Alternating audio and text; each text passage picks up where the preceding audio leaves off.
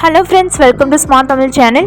இன்றைக்கி நம்ம வடை ரெசிபி எப்படி பண்ணுறதுன்னு பார்ப்போம். வாங்க வீடியோக்குள்ளே போகலாம். வீடியோவை கடைசி வரைக்கும் ஸ்கிப் பண்ணாமல் பாருங்கள். வீடியோக்குள்ளே போகிறதுக்கு முன்னாடி நம்ம ஸ்மார்ட் தமிழ் சேனலை சப்ஸ்கிரைப் பண்ணிவிட்டு பக்கத்தில் இருக்கிற பெல் ஐகான் கிளிக் பண்ணிவிட்டு ஆளுங்கிறது கொடுங்க. அப்போ தான் நாங்கள் போடுற வீடியோஸ் உங்களுக்கு நோட்டிஃபிகேஷன் வரும்.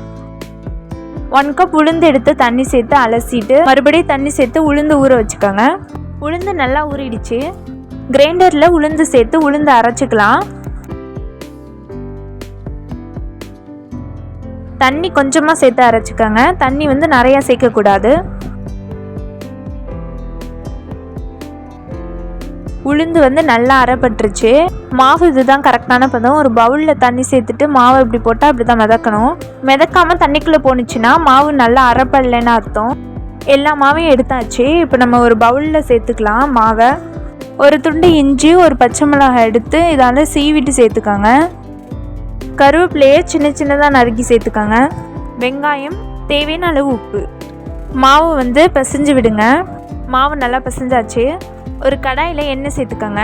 சார்னியில் மாவு வச்சு வடை தட்டிக்கலாம். எண்ணெய் நல்லா சூடாயிடுச்சு. வடையை போட்டுக்கலாம். இல்லைன்னா நீங்கள் வாழை இலையில் வடை தட்டி போட்டுக்கலாம்.